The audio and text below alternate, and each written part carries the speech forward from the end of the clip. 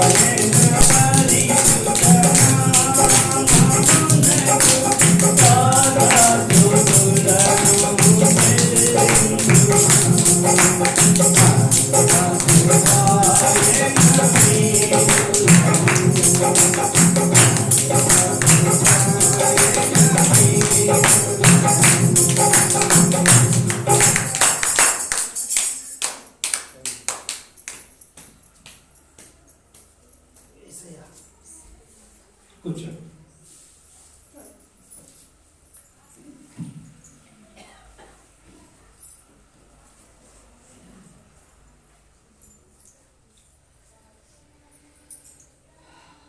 బలలో చేయిస్తున్నది ముందుగా పరిశుద్ధమైన గ్రంథంలో నుంచి ఒక మాట మనం ఆధారం చేసుకొని బలలో చేయిస్తాం. ఎఫెసీయులకు రాసిన పత్రిక 4వ అధ్యాయం ఎఫెసీయులకు రాసిన పత్రిక 4వ అధ్యాయం 14-15 వచనాలు మనం కానీ చదువుకుందాం. 4వ అధ్యాయం 14-15 వచనాలు అందరం కలిసి చదువుకుందాం. అందువలన మనం ఇక మీదట పసిపిల్లలమై ఉండి మనుషుల మాయోపాయముల చేత వంచనతోనూ తప్పు మార్గమునకు లాగు కుయుక్తితోనూ గాలి కొట్టుకొని పోనట్లు కల్పింపబడిన ప్రతి ఉపదేశమునకు ఇటు అటు కొట్టుకొని పోవచ్చు అలల చేత ఎగరగొట్టబడిన వారమైనట్లుండగా ప్రేమ కలిగి సత్యములు చెప్పుచు క్రీస్తు వారే ఉండుటకు మనమన్ని విషయములలో ఎరుగుదుము. కొరింథీయులకు రాసిన మొదటి పత్రిక 11వ అధ్యాయం 28వ వచనం కూడా కలిసి చదువుకుందాం. 11-28. కాబట్టి ప్రతి మనుష్యుడు తను తాను పరీక్షించుకున్న వలన అలాగూ చేసి అరటడి తిని ఆ పాత్ర అనేది త్రాగవాలి. చిన్న ప్రార్థన చేసుకుందాం. ప్రేమల తండ్రి, జీవన దేవ, సర్వాధికారి, సర్వశక్తి మంత్రుడు, మీకు ఎంతో వందనాలు. నైవేద్య వరకు మాకు తోడుగా ఉంచినందుకు స్తోత్రాలు. తిరిగి నేను మరి వాళ్ళని చేస్తే ముందుకు పరిశుద్ధ గ్రంథంలో నుండి నాతో మాట్లాడుతుంది కదా చెవి గ్రహించే చేయను కొంచెం మీరు రాసిన బలపరిచినటువంటి మాత్రమే వాడుకోండి. యేసు క్రీస్తు ప్రభువుల మీ నామములో స్తుతించి ప్రార్థించి వేడుకుంటున్నాను మా తండ్రి. ఆమేన్.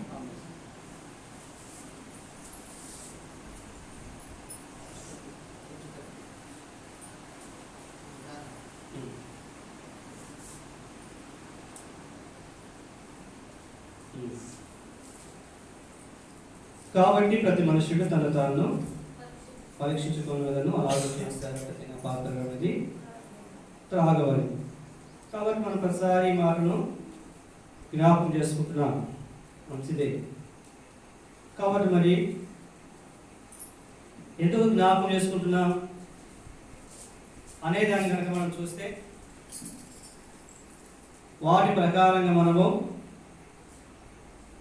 నడుచుకునే వారిగా ఉండాలనేది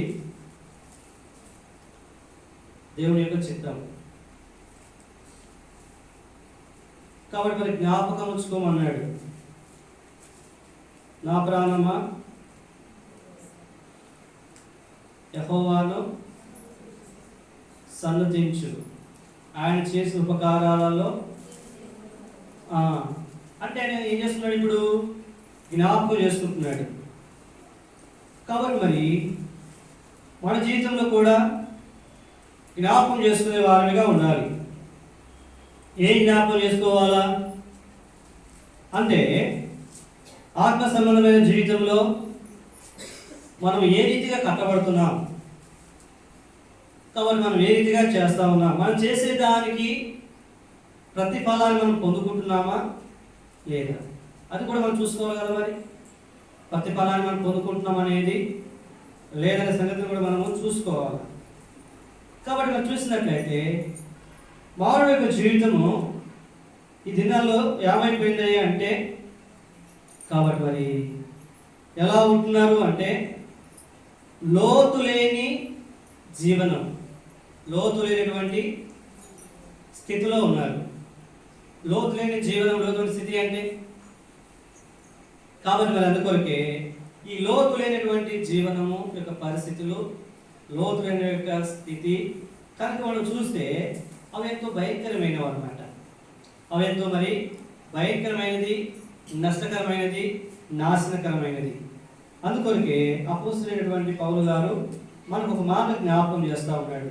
ఎఫెసీయులకు రాసిన పత్రిక 4వ అధ్యాయం 14వ వచనంలో, అందువలన మనం ఇక మీదట పసి పిల్లలమై ఉండి మనుషుల మాయోపాయముల చేత వంచనతోనూ తప్పు మార్గమునకు లాగు కుయుక్తితోనూ గాలికి కొట్టుకొని పోనట్లు కల్పింపబడిన ప్రతి ఉపదేశమునకు ఇటు అటు కొట్టుకొని పోవచ్చు అలల చేత ఎగరగొట్టబడిన వారమైనట్లు ఉండక. కాబట్టి మరి నిశ్చింత లేని వారు, లోతు లేని నిశ్చింత లేని వారు. కాబట్టి మరి నిశ్చింత లేని విశ్వాస జీవితంలో నిశ్చింత లేని వారు, నిశ్చయం లేని వారు, లోతు లేని వారు ఏం చేయబడుతున్నారట? కనుక చూస్తే ఆయన అంటా ఉన్నాడు, అలల చేత ఇటువంటి కొట్టుకొని పోవచ్చు, అలల చేత ఎగరగొట్టబడిన వారమైనట్లు ఉండకట. కాబట్టి మరి గాలికి ఎగిరిపోయిన వారు అలాంటి మార్గంలో మనము ఉండకూడదు. ఎందుకొరకై? మనం ఇక మీద పసి పిల్లలమై ఉండి మనుషుల మాయోపాయముల చేత వంచనతోను, కాబట్టి మోసపుచ్చేవారు ఉన్నారు, మోసం చేసేవారు ఉన్నారు. కాబట్టి అలాంటి విషయం ఏం చేయకూడదని ఇప్పుడు ఏమాత్రం కూడా చిక్కుపడేవారుగా ఉండకూడదు. అంతేకాదు వంచన. వంచన అంటే ఏంది? వంచటం. కాబట్టి మరి రెండోదిగా చూస్తే రాబడిన మాట, మొట్టమొదటిగా చూస్తే మనుషుల మాయోపాయముల చేత వంచన. ఏం చేస్తారు? ఇప్పుడు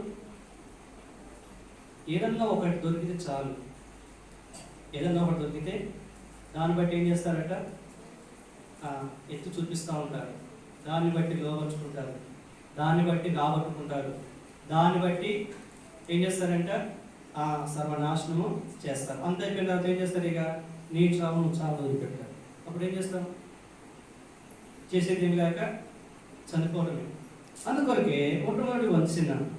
కాబట్టి మరి తప్పు మార్గంలో నడుచుకునేవారు ఆ మార్గమును క్విక్తో గాలికి కొట్టుకొని పోనట్లు కల్పింపబడిన ప్రతి ఉపదేశమునకు ఏది చెప్పితే అది నమ్మటమే. ఇక గాలి వస్తే చెట్టు ఏం చేస్తుంది? ఇప్పుడు ఇటు గాలి వస్తే ఇటు ఊగుతుంది, ఇటు గాలి వస్తే ఇటు ఊగుతుంది, ఇటు వస్తే ఇటు, ఇటు వస్తే ఇటు, ఇటు వస్తే ఇటు.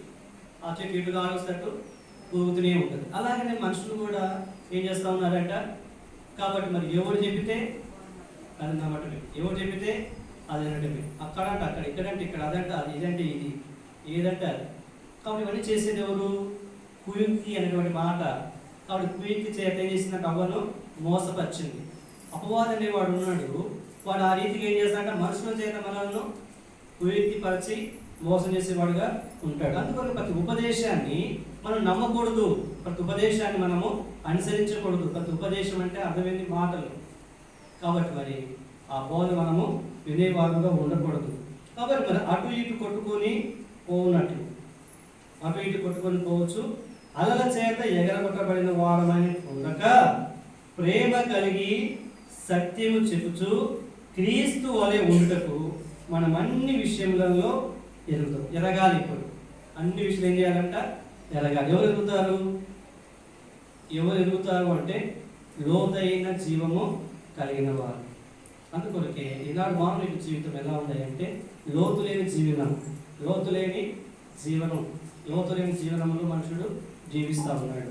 కనుక ఇది ఎంతో అపాయకరమైనది అనేటువంటిది మనం చూస్తూ ఉన్నాం. అది అపాయకరమైనది ఎందుకొరకు అంటే ఒక మాట చూడండి, మనకు బాగా తెలిసినటువంటి మాట. లూకా సువార్త 5వ అధ్యాయంలో యేసుక్రీస్తు ప్రభువారు చెప్పినటువంటి ఒక మాట ఉంది. కాబట్టి మరి ఆయన చెప్పిన మాట ఎంతో శ్రేష్టమైనది. ఆయన మాట విన్నప్పుడు జరిగినటువంటి ఎంతో గొప్ప మేలు, ఆశీర్వాదం మనకు కనబడుతూ ఉంది. కాబట్టి మరి సీమోను పేతురు చెప్తా వచ్చినాడు. ఏమని చెప్పినాడంటే 5వ అధ్యాయం 5వ వచనంలో, సీమోను ఏలినవాడ, రాత్రంతయు మేము ప్రయాసపడుతుంది కానీ మాకేమీ దొరకలేదు, ఆయనను నీ మాట చొప్పున వలలు వేతుమని ఆయనతో చెప్పింది. కాబట్టి ఇప్పుడు సీమోను పేతురు అంటున్నాడు, సీమోను అంటున్నాడు, ఏమంటున్నాడు? ఏలినవాడ, రాత్రంతయు మీ ప్రయాసపడ్డాం. చేపలకు వెళ్ళారు వారు, సముద్రం చేపలకు వెళ్ళారు. ఇది ఎలాంటి వారంటే ఎంతో నైపుణ్యత కలిగినటువంటి జాలరులు. కాబట్టి మరి చేపలు ఎక్కడ ఉంటాయో, ఎటు చెట్టు ప్రయాణం చేస్తాయో కూడా ఎదిగినటువంటి వారట వారు. అలాంటి నైపుణ్యత కలిగిన వారు రాత్రంతా కూడా ప్రయాసపడితే ఒక్క చేప కూడా వారు పట్టలేకపోయారు. కాబట్టి మరి ఎందుకు పట్టలేకపోయారు? వారికి ఏమైనా తెలివి లేదా, జ్ఞానం లేదా, లేకపోతే ఆ పనులు ఏమైనా వారికి మరి తెలియని వారా అంటే అన్ని ఎరిగిన వారే, ప్రతి దినము దాంట్లో వారు సవాల్ చేసేవారే. అలాంటి వారికి ఏం చేయాలంటే ఇప్పుడు ఏం దొరకలేదంటే ఒక్క చేప కూడా వారికి దొరకలేదు. దానికి కారణం ఏంటి అనగా చూస్తే యేసు ప్రభువు చెప్పాడు ఎందుకు వారు చేపలు పట్టలేకపోయారు, దానికి గల కారణం ఏంటి, అక్కడ లోపం ఏంటిది అనేదిగా చూస్తే అక్కడ ఒక లోపం ఉంది. ఏడుదా లోపమే అంటే ఆయన చెప్పాడు. ఇప్పుడు ఆయన వచ్చి ఏం చెప్పాడు, 5వ అధ్యాయం 4వ వచనం, ఆయన బోధించుట చాలించిన తరువాత నీవు ధోనిను లోతులకు నడిపించి చేపలు పట్టుకు నీ వలలు వేయుడని సీమోనుతో చెప్పాడు. ఎక్కడ వేయాలంటే ఇప్పుడు వల ఎక్కడ వేయాలా, లోతునకు. ఇవి ఎక్కడ వేసారు ఇప్పుడు, లోతున్న స్థలాలు అంటే అక్కడే. వాళ్ళకి ఏమనుకుంటున్నారు, ఇక్కడ ఎన్నో చేపలు పెట్టాము మేము, ఇక్కడే రాసరాసులు పెట్టాము. కాబట్టి వారికి జ్ఞానం నైపుణ్యత అంతంత మాత్రమే. ఈ లోకంలో ఎంత జ్ఞానవంతులైనా సరే. కాబట్టి రాత్రికి ఏం చెప్పారంటే వారు మోసపోయారు. రాత్రి అంతా ప్రయాసపడ్డారు, తిరుగుతూనే ఉన్నారు. నిద్ర లేదు, ఆకారం లేదు, తెల్లవారుతా ఉంది, ఒక చేప లేదు. ఎలా ఉట్టి చేతులతో వెళ్ళాలి, మా కొరకై మరి 1000 కళ్ళతో చూస్తూ ఉన్నారు భార్య పిల్లలు. కాబట్టి ఒక ముద్ద పెట్టాలంటే ఏం కావాలి, మాకు చేపలు పట్టాలి. మరి చూసి చేపలు పడలేదు. కాబట్టి వారికి రాత్రి అంతా కూడా అది తలుచుకుంటే భయం వేస్తూ వచ్చినాయేమో. కాబట్టి రాత్రి అంతా ప్రయాసపడ్డారు, నిద్రపోకుండా ప్రయాసపడ్డారు, కానీ ఒక్క చేప కూడా పడలేదు. కాబట్టి ఎంతో నిరుత్సాహంతో ఉన్నారు, నిస్పృహంతో ఉన్నారు. కాబట్టి మరి వేదనతో చూస్తూ ఉన్నారు. అలాంటి టైంలో యేసుక్రీస్తు ప్రభువు వారి దగ్గరికి వచ్చాడు. వచ్చి అంటా ఉన్నాడు, సీమోను ఏమన్నాడు ఇప్పుడు ఆయన, సీమోను 4వ వచనంలో, కాబట్టి మరి తర్వాత నీవు ధోరణి లోతులకు నడిపించి చేపలు పట్టుకు నీ వలలు వేయడానికి సీమోనుతో చెప్పాడు. సీమోను నీ ధోరణి ఎక్కడ పోవాలంటే ఇప్పుడు లోతులకు నడిపించు. ఆ టైంలో అంటున్నాడు, అప్పుడన్న మాటను బట్టి సీమోను ఏమంటున్నాడు, ఏలినవాడా రాత్రి అంతా మేము ప్రయాసపడుతుంది కానీ మాకేమీ దొరకలేదు. అయినను మీ మాట చొప్పున. ఎవరి మాట అంటే ఇప్పుడు మీ మాట చొప్పున. మీరు అంటా ఉన్నారు ఈ రాత్రి అంతా ఏ సమయం తిరిగాం, ఇక్కడే వల వేస్తా వచ్చాం, ఆయన ఒక చేప కూడా దొరకలేదు. మరలా మీరు ఎక్కడో కొత్త ఆయన చేప పట్టే నైపుణ్యత ఉందా, లేదు. కానీ ఆయన చెప్పిన మాట ప్రకారం ఏమన్నారంటే వీళ్ళు, అయినా నీ మాట చొప్పున మేము వల వేస్తాం అని చెప్పి అలాగేం చేస్తారంట. కాబట్టి అలాగ చెప్పి వేస్తామని చెప్పి వారు ఏం చేస్తా వచ్చినారు. ఆలోచన వారు అలాగూ చేసి విస్తారమైన చేపలు పట్టి అందుచేత వారి వలలు పిలిగిపోవచ్చుండగా వారు వేరొక దోణిలోనున్న తమ పాలి వారు వచ్చి తమకు సహాయం చేయవలని వారికి సంజ్ఞలు చేసి. కాబట్టి మరి వారు వచ్చి 2 దోణెలు మునిపినట్లు నింపి. ఎలా నింపారంటే ఇప్పుడు ఎన్ని దోణులు నిన్నాయంట, విస్తారమైన చేపలు. ఎప్పుడు పెట్టారు చేపలు, లోతునకు నడిపించినప్పుడు. కాబట్టి మరి లోతు లేని జీవితము ప్రమాదమా కాదా చెప్పండి, ప్రమాదమా కాదా? కాబట్టి వాడు లోతుకు వెళ్ళలేదు, ఏదో పైన పడతా ఉన్నారు. కానీ ఒక చేప కూడా ఒక దినం వచ్చింది. అప్పటి వరకు వారి నైపుణ్యత వారికి మరి సహాయపడుతూ వచ్చింది. ఒక దినం వచ్చినప్పుడు ఏమైపోయిందంట, వారికి ఉన్న జ్ఞానము వారి నైపుణ్యత వారికి ఏమాత్రం కూడా అక్కడికి రాలేదు. కాబట్టి ప్రేమైన సహోదరుడా, ఇప్పటి వరకు నీ జీవిత విధానము మరి గడుస్తూ వచ్చింది. నీ తెలివిని బట్టు నీ జ్ఞానం బట్టు నడిపించుకొని పోతా ఉన్నావు. ఇంతే కదా అనుకుంటున్నావు. ఒక దినం రాబోతా ఉంది, ఆ టైంలో నీకున్న బలము కానీ నీకున్న జ్ఞానం కానీ నీకున్న తెలివి కానీ ఏమాత్రం నీకు అక్కర రాదు. ఏమైపోతారంటే ఇప్పుడు లోతులైన జీవితం ప్రమాదం చెప్పుకున్నాం కదా. లోతులైన జీవితము ఎందుకు ప్రమాదము అనేటువంటి చూసినట్లయితే ఇది ఎంతో నష్టానికి నాశనానికి గుర్తు. కాబట్టి అలాగన మరి కొంతమంది కొన్ని విషయాలు మనం క్లుప్తంగా చూద్దాం. లోతు లేని జీవితం అనగా ఎక్కడ లోతు లేదు, దేంట్లో లోతు లేదు అలాగే మనం చూసినట్లయితే యెహెజ్కేలు గ్రంథం 33వ అధ్యాయం, యెహెజ్కేలు గ్రంథం 33వ అధ్యాయం 31వ వచనం. 33వ అధ్యాయం 31వ వచనం. నా జనులు రాదగిన విధముగా వారు నీ యొద్దకు వచ్చి నా జనులనట్టుగా నీ ఎదుట కూర్చుండి నీ మాటలు విందురు గాని వాటిని అనుసరించి ప్రవర్తింపరు. వారు నోటితో ఎంతో ప్రేమ కనపరుచుదురు గాని వారి హృదయము లాభమును అపేక్షించుచున్నది. కాబట్టి మరి లోతు లేని జీవితం ఎలాంటిదంట? ప్రమాదకరమైనదని మనం చెప్పుకుంటూ వచ్చినాం. కాబట్టి మరి దేంట్లో మరి లేదంటే వీళ్ళు లోతు లేని అంటే దేంట్లో లేనివారు మొట్టమొదటిగా చూస్తే ప్రేమలో లోతు లేనివారు. దేంట్లో లేదంట 30 వచ్చిన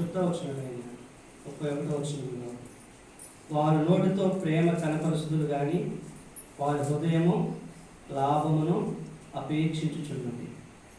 కాబట్టి ప్రేమ ఎంత మాత్రం అంట? ఈ ప్రేమ పై ప్రేమే, పైన నటిస్తూ ఉన్నారంట, పైన చేస్తూ ఉన్నారు ఇప్పుడు. కానీ దాని వెనకాల వారి హృదయం దేంతో ఉంది? ఇప్పుడు లాభమును అపేక్షిస్తూ ఉంది. వారు నోటితో ఎంతో ప్రేమ కనపరుచుదురు, నోటితో ప్రేమ కనపరుస్తూ ఉన్నారు కానీ అది క్రియలలో కనపడతలేదు. కాబట్టి మరి చూసినట్లయితే వారి హృదయం కూడా లాభాన్ని అపేక్షించేదిగా ఉంటా వచ్చింది. కనుక ప్రేమటువంటి వాళ్ళారా మొట్టమొదటిగా చూస్తే ప్రేమలో దేవుని ప్రేమించే విషయంలో ఏం కలిగి ఉండాలి? ఇప్పుడు లోతైన ప్రేమ కలిగిన వారమై ఉండాలి. ఏ ప్రేమ అంటే ఇప్పుడు ఇది లోతైన ప్రేమ. ఇది లోతైన ప్రేమేనా? మరి ఇది పైన కనబరిచే ప్రేమ. అంటే ఏ ప్రేమ ఇది? పైన కనబరిచే ప్రేమ. ఈ ప్రేమ ఏం ఆశిస్తుందంట?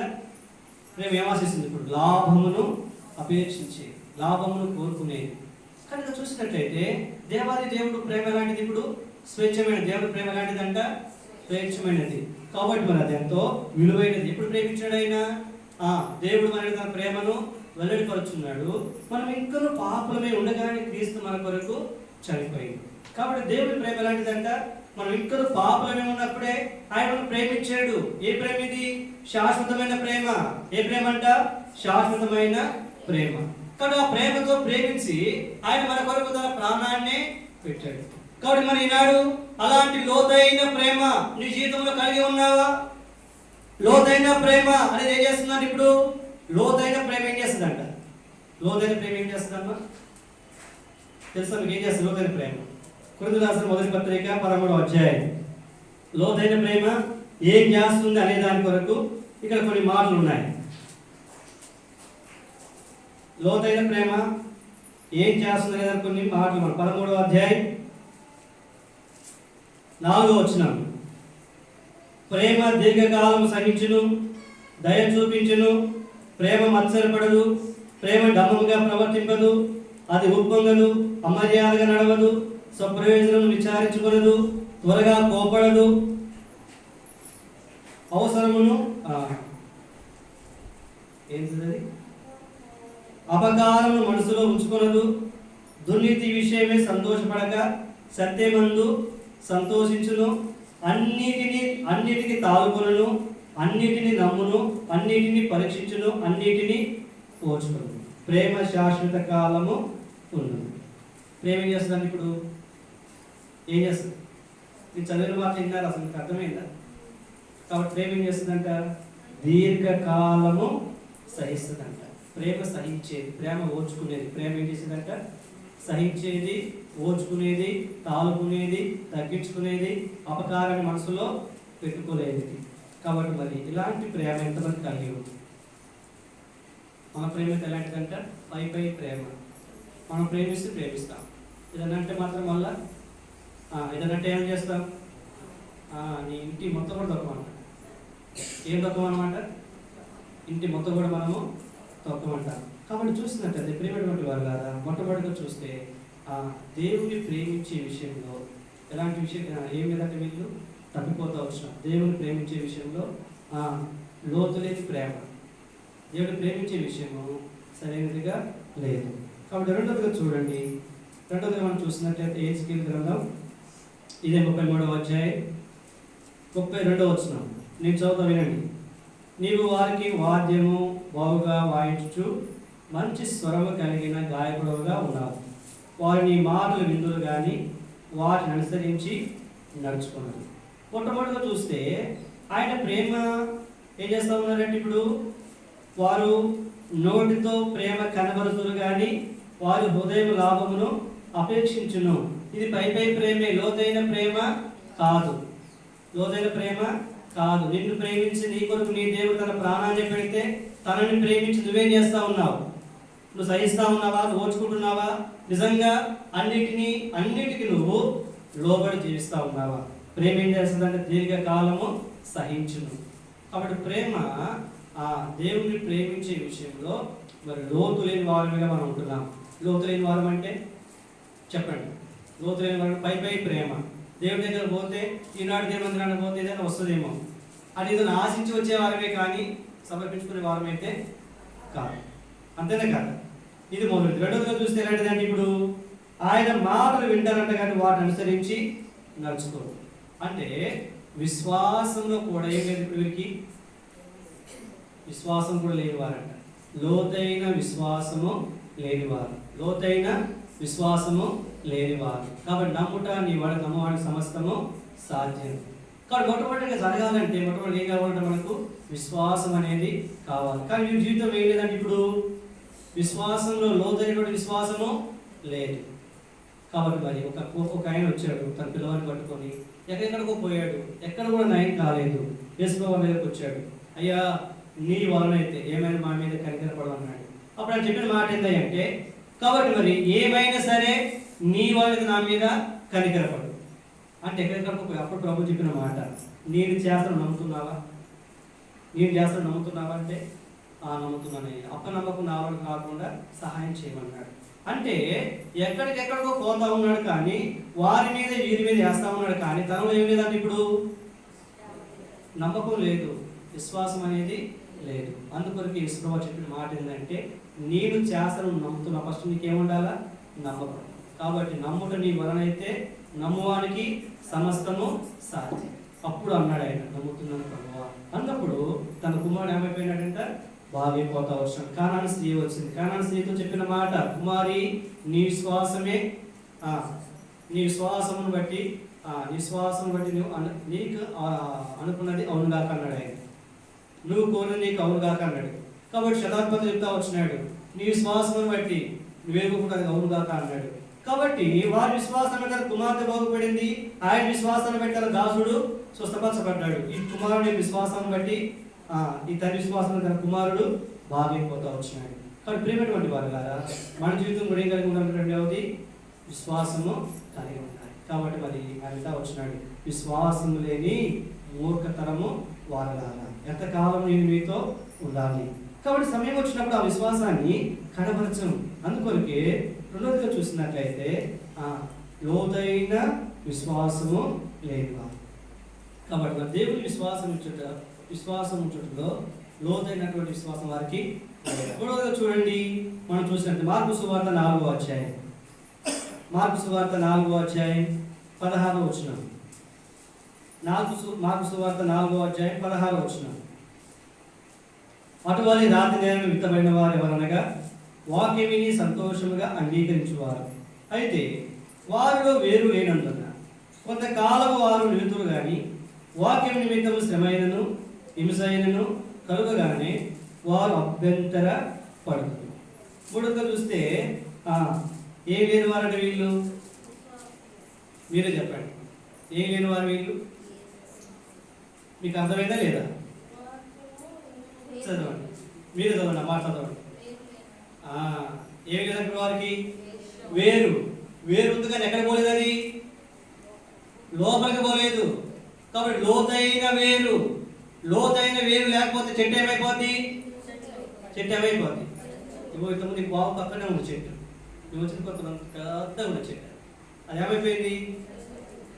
భయంకరమైన వర్షం గాలి వచ్చినప్పుడు ఆ చెట్టు ఒక్కసారి అటు కూరబడింది. చూసి దాని ఏదన్నీ కూడా ఎట్లా ఉన్నాయండి ఇప్పుడు ఇట్లా ఆధారం కలిగి ఉన్నాయి కానీ అదే మాత్రం లోతుకి పోలేదు.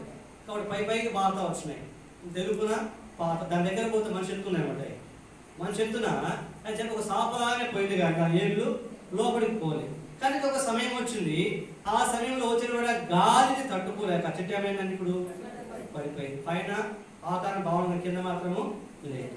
కనుక లోతైన వేరు లేనటువంటి ఆ చెట్టు ఏమైపోయిందంట పడిపోతూ వచ్చింది. ప్రేమ సహోదరుడు, కనుక ఈ సమయంలో చెప్పినటువంటి సంగతి ఏంటంటే అయితే వారిలో వేరు లేనందున కొంతకాలం వారు విందులు కానీ వాక్యం నిమిత్తము శ్రమ అయినను హింస అయినను కలగగానే వారు అభ్యంతరపడుతుంది. దేవుడి దగ్గరికి వస్తారు, దేవుడి నమ్మకం విశ్వాసం అంతా బాగానే ఉంటుంది. ఒక శ్రమ వస్తుందంట వాక్యం నిమిత్తం. ఎవరి నిమిత్తము? వాక్యం నిమిత్తం ఒక శ్రమ వచ్చినప్పుడు ఏమైపోతారంటే, ఇప్పుడు దేవుడు మాకు ఏం చేశాడు, దేవుడు మాకు ఏం చేశాడు. కాబట్టి మరి ఆ శ్రమలో ఏం చేయలేరంటే మీరు నిలవలేరు, పడిపోయేవారుగా ఉంటారు. అనేక మంది దేవుడి దగ్గరికి వచ్చారు, అనేక మంది ఏం చేసినారంట వెనక తట్టు వెళ్ళిపోతా వచ్చినారు. చాలా మంది దేవుడిని వెంబడించిన వారు ఈ దినాల్లో మరి అనేక మంది లోకంలో కలిసిపోయారు. దానికి కారణం ఏంటి? ఇప్పుడు ఏంటంటే మాకేం లేదు, ఇప్పుడు వాక్యం విన్నప్పుడు ఆహా ఓహో అంటారంట. కాబట్టి వాక్యంలో ఎలా ఉంటారంట, రాతి నేల విత్తబడిన వారు ఎవరనగా వాక్యం విని సంతోషంగా అంగీకరించేవారు. రాతి మీద విత్తనం పడ్డప్పుడు ఏం చేస్తుంది? రాయి మీద లేకపోతే సబ్జాల మీద కొన్ని గింజలు పడ్డప్పుడు అవి తినడానికి మొలకెక్కి పెద్దగా పచ్చగా ఎదుగుతాయి. కానీ మళ్ళీ వారం 10 రోజులు ఏమైపోతాయండి, ఎండిపోయి. ఎందుకు? రాయి మీద ఏం లేదు, మట్టి లేదు కనుక. మట్టి ఉన్నంత మాత్రమే చెట్టు ఉంటుంది, ఆ తర్వాత ఎండిపోతుంది. వాక్యం వినేవారు కూడా కొత్తగా వచ్చేవారు ఏం చేస్తారంట, దేవుడు వాక్యం విన్నప్పుడు ఎంతో సంతోషిస్తారు. కానీ ఏదైనా శ్రమ వచ్చినప్పుడు ఏమైపోతారు? ఇప్పుడు ఏమైపోతారు? కొంతకాలానికి, అప్పుడే కాదు కొంతకాలానికి ఏమైపోతారంట. అందుకొరకే ఈనాడు వేరు లేని జీవితం, వేరు లేని విశ్వాసంలో ఉన్నారు, వేరు లేని ప్రేమలో ఉన్నారు, వేరు లేని విశ్వాసంలో ఉన్నారు. కాబట్టి ఆ వేరు లేని జీవితం ఎలాంటిది? ఇప్పుడు ప్రమాదకరమా మేలుకరమా? చెప్పండి. ప్రమాదకరం. కాబట్టి ప్రేమటువంటి వారు లాగా వేరు లేని చెట్టు, వేరు లేని జీవితం, లోతైన వేరు లేకపోవడం వలన పడిపోయేవారుగా ఉంటా ఉన్నారు. ఇది ఎన్నోది? 3వ. 4వదిగా చూడండి, లూకా సువార్త 6వ అధ్యాయం. లూకా సువార్త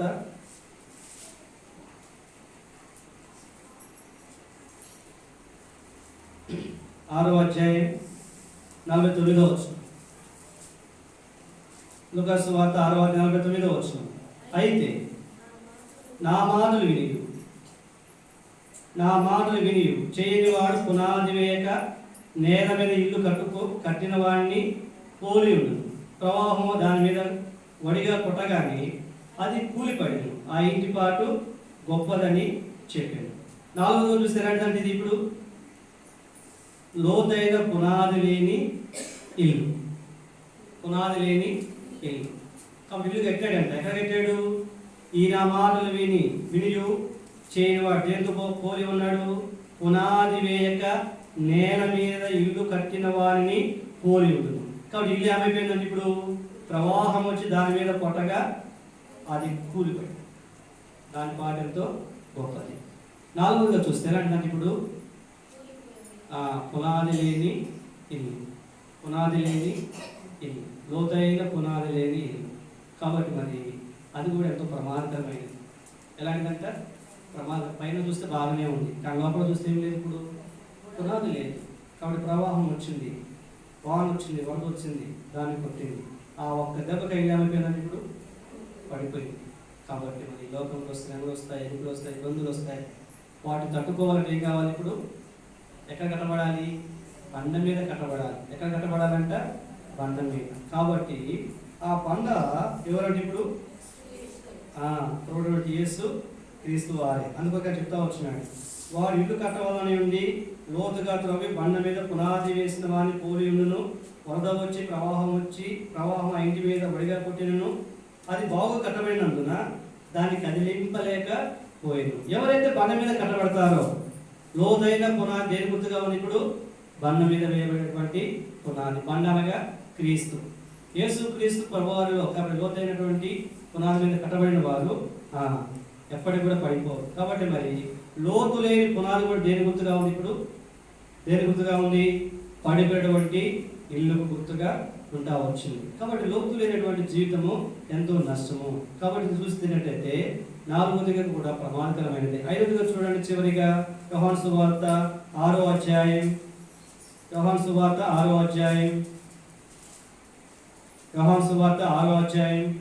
6వ వచనం. అప్పటి నుండి ఆయన శిష్యులలో అనేకులు వెనక తీసి మరెన్నడూ ఆయనను వెంబడింపలేదు. అప్పటి నుండి ఆయన శిష్యులలో అనేకులు వెనక తీసి మరెన్నడూ ఆయనను వెంబడింపలేదు. ఎందుకు వెంబడించలేదు అంటే ఇక్కడ యేసుక్రీస్తు ప్రభువు చెప్పిన మాటలు వారికి కఠినంగా అనిపిస్తూ వచ్చినాయి. కాబట్టి మరి ఆ మాటలు విన్నప్పుడు ఏం చేస్తూ వచ్చినట్టు వారు అభ్యంతర పడతా వచ్చినారు. కాబట్టి ఆ మాటలు అభ్యంతరపడి వారు ఏం చేస్తూ వచ్చినారంట, వెనక తీస్తూ వచ్చినారు. కాబట్టి ప్రేమటువంటి వారు కదా, వీరికి కనుక మనం చూసినట్లయితే వీరికి మనం ఏం పేరు పెట్టవచ్చు అంటే లోతైన వాక్యం, లేకపోతే లోతైన వాక్యం గ్రహించని వారు, లోతైన వాక్యం లేకపోతే వర్తమానమును గ్రహింపులేని తెలియలేని వారు. కాబట్టి యేసుక్రీస్తు వారు చెప్పిన మాట ఏది? ఇప్పుడు చూడండి, ఆయన ఏం మాట చెప్పాడు? అని చెప్పిన మాట ఏంటిది? వారికి ఎందుకు అభ్యంతరకరంగా ఉంటా వచ్చింది అంటే ఆయన చెప్పినాడంట 56వ వచనం, నా శరీరం తిని నా రక్తం తాగువాడు నా యందును నేను వారి యందును నిలిచి ఉండును, జీవం గల తండ్రి నన్ను పంపెను కనుక నేను తండ్రి మూలంగా జీవించుతున్నట్టే నన్ను తినువాడును నా మూలంగా జీవించును. ఇది పరలోకం నుండి దిగి వచ్చిన ఆహారము, పితరుడు మన్నాను తిని చనిపోయినట్టు కాదు. ఈ ఆహారము తినువాడు ఎల్లప్పుడూ జీవించడానికి నిశ్చయంగా మీతో చెప్పుచున్నాను. కాబట్టి మరి ఈ మాట చెప్పినప్పుడు వారికి ఏమైందంట 59లో, ఆయన కపెర్నహూములో బోధించుచు సమాజ మందిరంలో ఈ మాటలు చెప్పాను. ఆయన శిష్యులలో అనేకులు ఈ మాట విని ఇది కఠినమైన మాట, ఇది ఎవడును వినగాడని చెప్పుకొనిది. ఈ మాట ఎలాంటిదంటే ఇప్పుడు కఠినమైనది. ఆయన శరీరం తినేదేంటి, ఆయన రక్తం తాగేదేంటిది. కాబట్టి వారికి అర్థం కాలే. ఏం కాలేదండి ఇప్పుడు అర్థం కాలే. ఆయన తేడా చెప్పినాడు, నా శరీరం తిని నా రక్తం తాగువాడు నా యందును నేను వారి యందును నిలిచి ఉండును. ఎందుకు ఒక మాట చెప్పినాడు అంటే చూడండి, ఒక మాట, పరలోకం దిగి వచ్చిన ఆహారము, పితరుడు మన్నాడు తిని చనిపోయినట్టు కాదు. ఈ ఆహారం తినివాడు ఎల్లప్పుడూ జీవించడానికి నిశ్చయంగా మీతో చెప్పుచున్నాను. పరలోకం దిగి వచ్చిన మన్నా తిన్నట్టు ఇశ్రాయేలు ప్రజలు ఏమైపోయారు? తెలుసా మీకు? అసలు పరలోకం దిగి వచ్చింది మన్నా దిగి వచ్చినప్పుడు ఐగుప్తు నుండి వారు బయటకు వచ్చినప్పుడు అరణ్యంలో వారు నడుస్తూ ఉన్నారు. కాబట్టి వారు పని చేసుకునేదానికి లేదు, వారు ఉండేదానికి లేదు.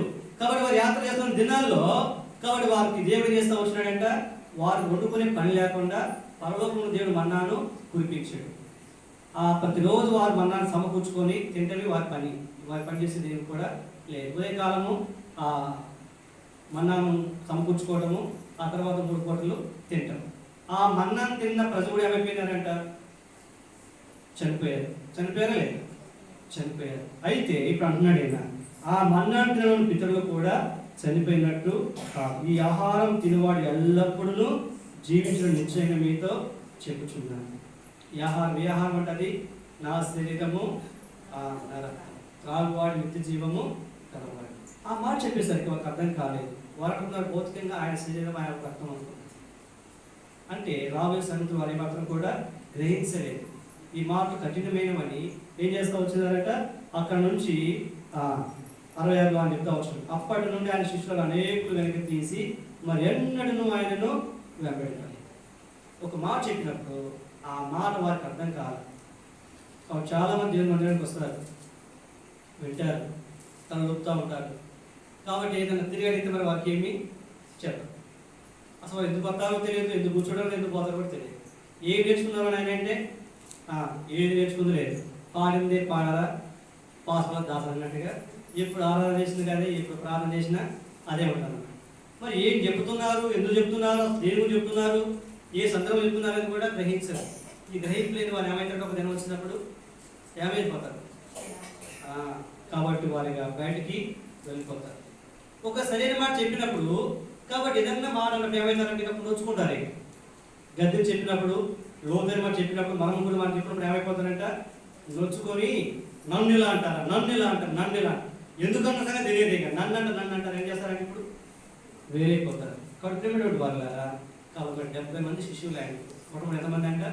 70 మంది శిష్యులు. ఎంతమంది మిగిలారు? 12 మంది మిగిలారు. మిగతా వాళ్ళంతా ఏమైపోయారు? ఆ మాట వాళ్ళకి ఎలా అనిపించిందంట? కఠినంగా ఉందంట. చెప్పిన మాట ఎలాంటి? ఇప్పుడు ఆయన రక్తం తిని ఆ శరీరం తిని ఆ రక్తం తాగువాడే నిత్య జీవం కలవాడు. కాబట్టి అది మనకు సాదృశ్యంగా ఉంటా వచ్చింది. కాబట్టి అది నిత్య జీవము కలవాడు. కాబట్టి ఆయన తినకపోతే ఏం లేదంట? నాలో మీకు పాలు లేదు. నాలో మీకు ఏం లేదంట?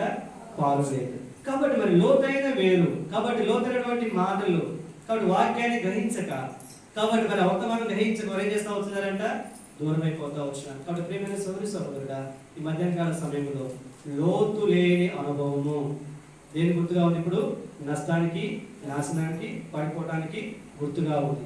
కనుక ఈ సమయంలో ఎలాంటి వారమై ఉండాలంట? యేసు వారు ఏం చేస్తూ వచ్చిన వారికి, చేపలు పట్టే వారికి లోతు నడిపించడం, పై పైన పట్టమన్నాడు, లోతుకు నడిపించడం.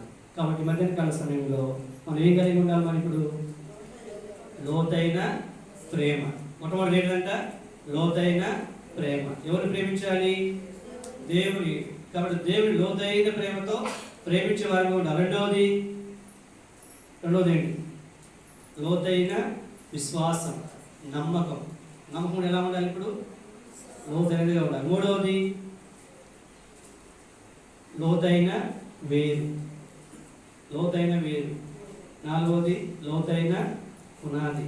ఐదవది లోతైన వాక్యం, గ్రహించుట. కాబట్టి ఇవి లేకపోతే ఏమైపోయారంటే వాళ్ళు, అందుకొరికి ఆ మాట అన్నాడు ఆయన. కాబట్టి మరి నిశ్చింత లేని వారు, ఈ నిశ్చింత లేని వారు ఏమైపోతారంట? చివరికి ఆ మాట చదువుకొని మనము ప్రారంభిస్తున్నాం. ఎఫెసీయులకు రాసిన పత్రిక 4వ అధ్యాయం 14వ వచనం. అందువలన మనం వీటి మీదట పసిపిల్లలమై ఉండి మనుషుల మాయోపాయముల చేత వంచనతోనూ తప్పు మార్గములకు లాగు కీర్తితోనూ గాలి కొట్టుకొని పోనట్లు కల్పింపబడిన ప్రతి ఉపదేశములకు అటు ఇటు కొట్టుకొని పోవు అలల చేత ఎగరగొట్టబడిన వారమైన ఉండక ప్రేమ కలిగి సత్యము చెప్పుచు క్రీస్తు వలె ఉండటకు మనం అన్ని విషయములలో ఎరుగుదము. అన్ని విషయాలు ఎలా ఉండాలి? ఇప్పుడు లోతైన వారుగా ఉండాలి. అన్ని విషయాలు ఎలా ఉండాలంటే ఇప్పుడు లోతైన అనుభవం కలిగి ఉండాలి. లోతైన అనుభవం లేకపోతే ఏమైపోతారట? ఏమైపోతారు? మంచిగా కనబడతాం, ఒక దినం వస్తే అసలు కనబడరే. ఇంకా ఆ చెట్టు ఉందా? ఇప్పుడు దాని మూడకుందేమో ఉందా, కొట్టుకుని పోయారు. పడిపోతే ఏమవుతారమ్మా? వాళ్ళు ఉంటుందా? అది పడిపోయినంత తెల్లారి నుంచి దాన్ని పడడం ఆరంభించారు. ఆ తర్వాత ఆ మూడ కూడా కనపడదు. అలాగనే ప్రియమైన సహోదరుడు, ఈ సమయంలో ప్రతి మనుషుడు తను తాను పరీక్షించుకోవాలి. ఏం పరీక్షించుకోవాలి? ఏ రీతిగా మనము కట్టబడతా ఉన్నాం.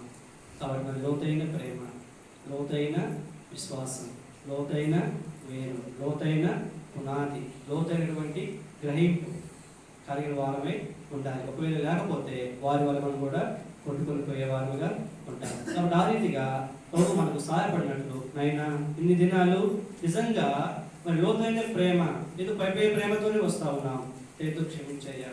కాబట్టి లోతైన ప్రేమను, ఈ నిజమైన ప్రేమను గుర్తుడటం నాకు సహాయం చేయి. కాబట్టి నిజమైనటువంటి విశ్వాసం, లోతైన విశ్వాసం నాకు దయచేయి. లోతైన వేరు. కాబట్టి మరి వాక్యంలో, విశ్వాసంలో నేను ఆశపడి పోవటం మీ కృప నాకు అనుగ్రహించు. కాబట్టి మరి లోతైన పునాది బండ మీద నేను కట్టబడటం, అటు ఇటు ఏమాత్రం కొట్టుకొని పోయేవాడిని కాకుండా నాకు సహాయం చేయి. అంతేకాదు మీ వాక్యాన్ని గ్రహించే మనసు నాకు దయచేయి. ఆ రీతిగా ప్రభు మనకు సహాయపడినట్టు ప్రార్థనలాగా మీకు చూస్తాను. ఇన్ని దినాలు ఇలాంటి అనుభవంలో ఉన్నావేమో, కనుక నీ ఆత్మ సంబంధమైన జీవితంలో భౌతికంగా నువ్వు వర్తిల్లలేకపోతా ఉన్నావేమో, ఎప్పుడు పడిపోవడం లేవటం, లేవటం పడిపోవడం ఇదే తొందరగా ఉంటా వచ్చిందేమో.